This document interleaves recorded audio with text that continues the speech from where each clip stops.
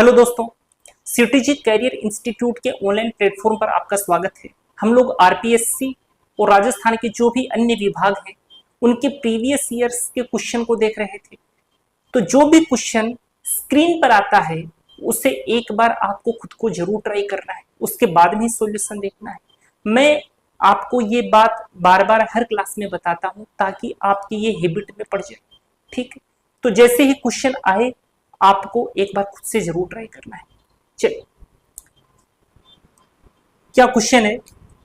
348 का 66 सही 2/3% कितना होगा? पटवार 2011 में राजस्व विभाग द्वारा पूछा गया क्वेश्चन है। 348 का 60 सही 2/3%, तो अपने को तो पता है 60 सही 2/3% जो है वो तो 2/3 के ही इक्वल होता है। तो क्यों ना 348 को 2/3 से मल्टीप्लाई कर दिया जाए। यही तो पूछा है कि 348 66 से ही 2/3 का कितना परसेंट होगा। तो सोल्व कर दो इसको।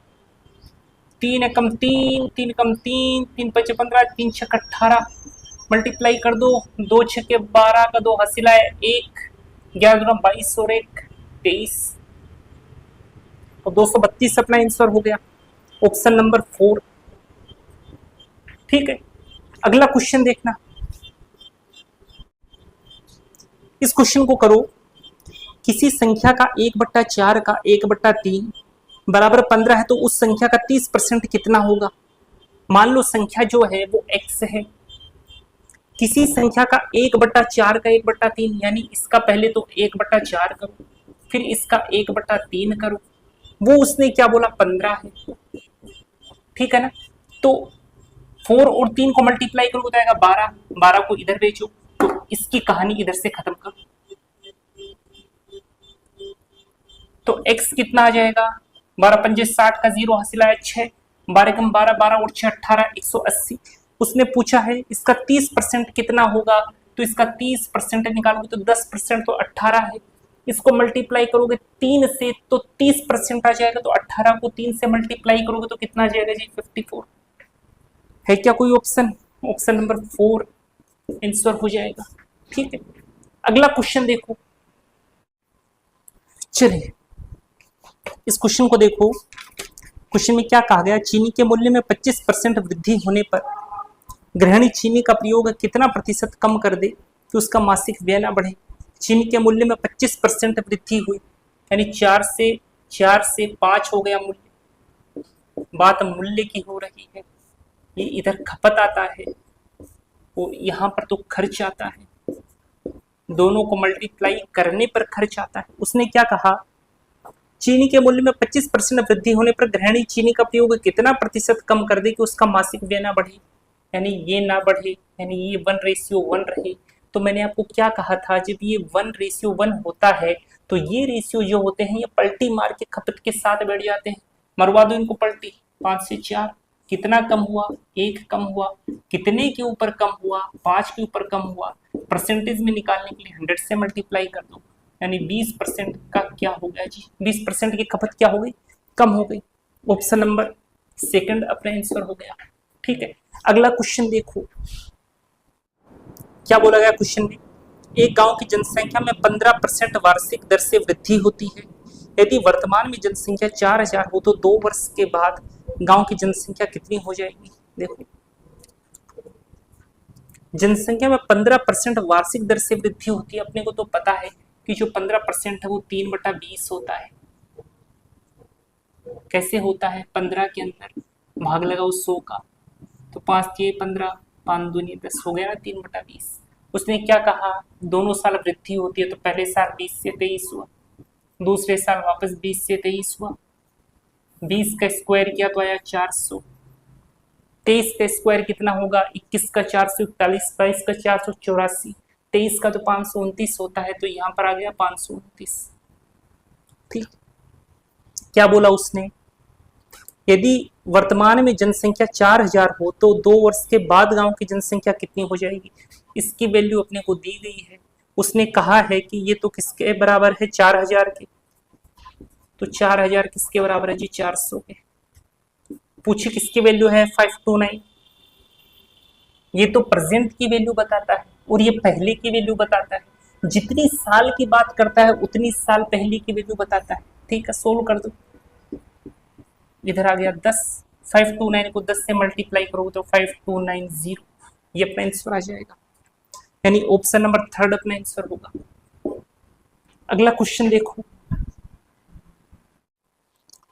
इसको करो, देखो सिंपल क्वेश्चन है। एक परीक्षा में विद्यार्थी ने 23% अंक प्राप्त किए तथा 36 अंकों से लुढ़क गया। दूसरे विद्यार्थी ने 35% अंक प्राप्त किए तथा न्यूनतम उत्तीर्ण अंकों से 48 अंक अधिक प्राप्त कर लिए। ठीक है, परीक्षा का पूर्णांक कितना है? चलो जी, देखो मिनिमम पासिंग मार्क्स, ये मिनिमम पासिंग मार्क्स जो है एक डिब्बे के अंदर बैठा है। तो परीक्षा में दो विद्यार्थी हैं, पहले ने 23% अंक प्राप्त किए तथा 36 अंकों से फेल हो गया। तो उसने मिनिमम पासिंग मार्क्स से कितने कम अंक प्राप्त किए? 36 अंक कम प्राप्त किए। और परसेंटेज में कितने प्राप्त किए जी? 23%, इतने उसको मिले। और जो दूसरा बंदा है जो होशियार है, जो पास हो गया, उसे मिनिमम पासिंग मार्क्स से 48 अंक अधिक प्राप्त किए, 48 अंक अधिक प्राप्त किए। और उसको परसेंटेज में कितने अंक मिले? 35%। चलो, दो विद्यार्थी हैं, एक को मिनिमम पासिंग मार्क्स से 36 अंक कम मिले और परसेंटेज में 23% मिले। ऐसे ही दूसरा जो विद्यार्थी है उसे मिनिमम पासिंग मार्क्स से 48 अंक ज्यादा मिले और वो 35% लेकर आया। तो इन दोनों स्टूडेंट के बीच में जो नंबरों का गैप है वो कितना है? इन दोनों को जोड़ोगे तो नंबरों का गैप आ जाएगा। तो कितना आएगा? 4 और 3 7 70 और 8 और 6 14, 70 के अंदर 14 जोड़ोगे तो आ जाएगा 84, यानी कि इन दोनों के अंदर तो 84 का गैप है। तो परसेंटेज में डिफरेंस देखो कितने का है।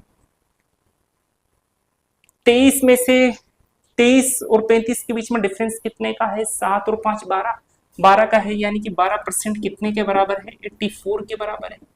तो 1% कितने के बराबर हो जाएगा? 84/12 की। पूछा क्या है उसने? तो परीक्षा का पूर्णांक कितना है? मान लो परीक्षा का पूर्णांक जो है वो 100 का है, 100% का है। 1% की वैल्यू अपने पास है, अपने को 100% की वैल्यू निकालनी है तो 100 से मल्टीप्लाई कर दो। इधर भी 100 से मल्टीप्लाई, 12 84 यानी 700, यानी जो पेपर है वो कितने नंबर का है? परीक्षा का पूर्णांक 700 नंबर का है। ऑप्शन नंबर सेकंड अपना आंसर हो गया। ठीक है, तो वो कितने सिंपल सिंपल क्वेश्चन है। ये सारे के सारे मैंने कॉन्सेप्ट लेक्चर में करवा रखे हैं और वही सारे के सारे एग्जाम में पूछे गए। ठीक है ना? तो अगर आप को समझ में ना आए, वैसे मैं समझाने की पूरी कोशिश करता हूँ, समझ में फिर भी ना आए तो आप कॉन्सेप्ट लेक्चर देख लेना, मैंने राजस्थान सीईटी के माध्यम से प्लेलिस्ट के अंदर डाल रखे हैं। चलो अगला क्वेश्चन देखते हैं। इस क्वेश्चन को देखो, संख्या 60 संख्या 80 से कितने प्रतिशत कम है? ये 60 जो है वो इस 80 से कितना परसेंट कम है? तुलना किससे हो रही है? 80 से। कम कितना है? 20 है, तो 20 को ऊपर रख दो, जिससे तुलना होती है उसको नीचे बिठा देते हैं। परसेंटेज में पूछा है तो 100 से मल्टीप्लाई कर दो, 20 चौक 80, यानी कि 25% कम है कोई ऑप्शन ऐसा? ऑप्शन नंबर सेकंड, यानी ऑप्शन नंबर सेकंड अपना आंसर हो जाएगा। ये सारे के सारे क्वेश्चन ऐसे हैं जो डेफिनेटली आप कर रहे होंगे, लेकिन मैं क्या है कि हर एक क्वेश्चन कराता हुआ चलूंगा, क्या पता किस स्टूडेंट के कहां पर डाउट हो। ठीक है, तो अगला क्वेश्चन देखना। इस क्वेश्चन में देखो क्या कहा है, एक विद्यालय में 36% छात्राएं हैं तथा 868 छात्र हैं। एक विद्यालय में कुल विद्यार्थियों की संख्या कितनी है? देखो सिंपल है क्वेश्चन। मान लो विद्यालय के अंदर जो विद्यार्थियों की संख्या है वो है 100। उसने क्या कहा? 36% छात्राएं हैं। इस 100 का 36% छात्राएं हैं, यानी कि लड़कियां कितनी हैं? 36। जब लड़कियां 36 हैं तो बॉयज कितने हैं? 64। उसने क्या कहा? तथा 864 छात्र। उसने कहा यार बॉयज 64 थोड़ी ना है, बॉयज तो 864 है, तो 864 बराबर किसके हैं? 64 के। पूछा क्या? कुल विद्यार्थियों की संख्या। कुल विद्यार्थियों की संख्या तो 100 मानी है, तो 100 से मल्टीप्लाई कर दो। ठीक है, इसको सोल्व करना है तो 16 चौके 64, 16 पंजे 80, बच गया 6, 16 चौके 64, काट देते हैं 4 से, कितना आ जाएगा? एक काम करो ना, इसको मत काटो, ये 54 है, ये 4 है, इसको काट दो 25 से। अब मल्टीप्लाई कर दो, 25 चौके 100 का 0, हसीदा 10, 25 पंजे 125 और 10 135, यानी टोटल कितने स्टूडेंट है? 1350।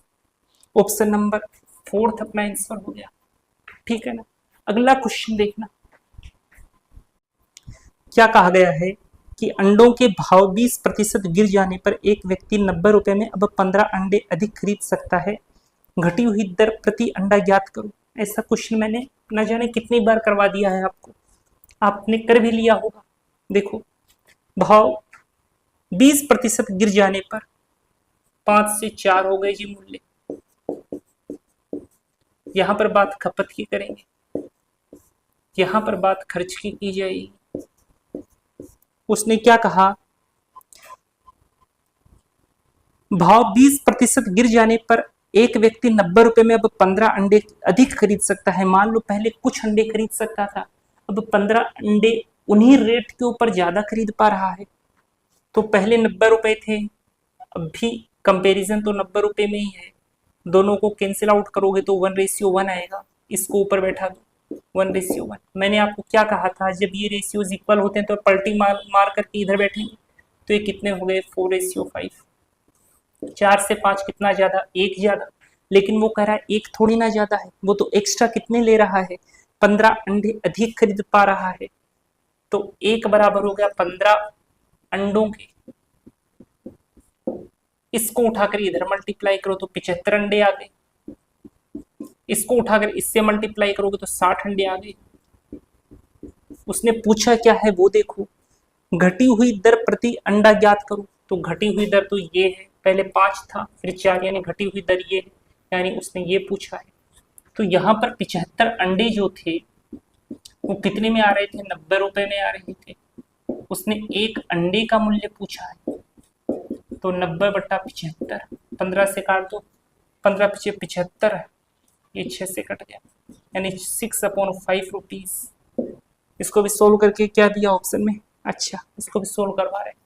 तो 5 एकम 5, बच गया 1, 5 दूनी 10, यानी एक अंडा कितने रुपए का है? 1.2 रुपीज का है। ऑप्शन नंबर 2 अपना आंसर हो गया। ठीक है, अगला क्वेश्चन देखो। इस क्वेश्चन को देखो, यदि किसी संख्या का 20% 120 हो तो उसी संख्या का 120% कितना होगा? बहुत ही आसान सा सवाल है। यदि किसी संख्या का 20%, मान लो संख्या क्या है? x, इस संख्या का 20% यानी कि इसको मल्टीप्लाई कर दो 1/4 से, 1/5 से, सॉरी, 20% 120 हो तो बराबर हो गया 120 के। तो उसी संख्या का 120% क्या होगा? पहले x तो निकालो, 120 को 5 से मल्टीप्लाई करोगे तो 12 पंजे 60 और ये 0। इसका कितना परसेंट निकालना है? 120% निकालना है। तो कर दो जी 120/100, 2 0 से ये 2 0 कैंसिल, 12 पंजे 60, 12 72 और ये 0, 720 आएगा। ऑप्शन नंबर डी अपना आंसर हो गया। अच्छा, अगला क्वेश्चन देख। इस क्वेश्चन में क्या पूछा? एक चुनाव में 2 उम्मीदवार थे।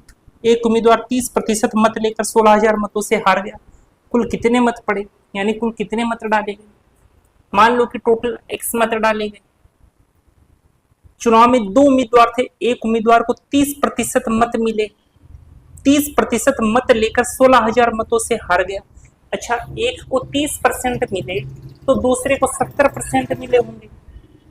ठीक बात है ना? हारने वाले को 30% मिले तो जीतने वाले को 70% मिले होंगे। तो 70 और 30 के बीच में तो 40% का डिफरेंस है, तो इसका 40% निकाल दो। तो 20 दूनी 40, 20/2500। अब ये पता है क्या आ गया? ये जीतने वाले और हारने वाले के मतों के बीच का अंतर आ गया। तो वो तो उसने दे रखा है, कितना दे रखा है? वो तो उसने 16,000 दे रखा है। ठीक है, इसको कैलकुलेट कर दो, 2 8 16, ये 3 0, तो x बराबर 8 पंजे 40 और 3 0, ये आ गया जी 40,000। ऑप्शन नंबर 4 अपना आंसर हो गया। तो कितना सिंपल तरीका है। ये सारे के सारे जो इस क्वेश्चन को करने का एक तरीका और है, लेकिन यहाँ पर मैं इसी को डिस्कस करूंगा क्योंकि फास्ट आंसर मिल गया अपने को।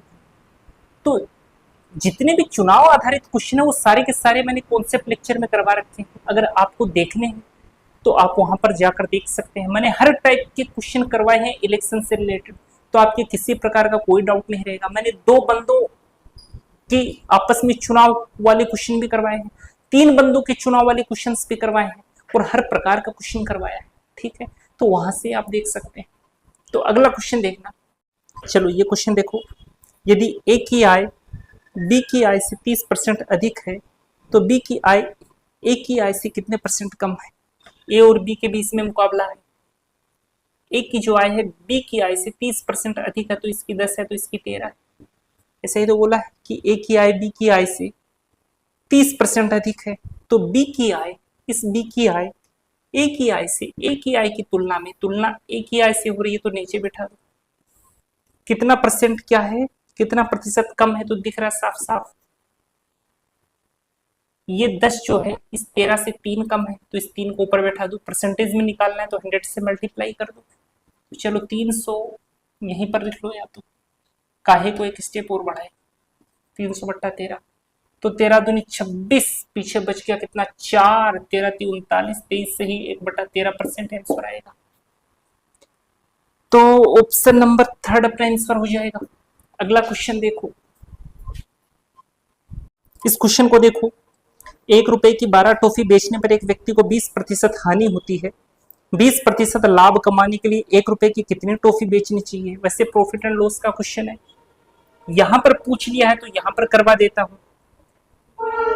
अच्छा, 1 रुपए की 12 टॉफी बेच रहा है तो 1 टॉफी कितनी की बेचेगा, तो आप कहोगे कि 1/12 की बेचेगा।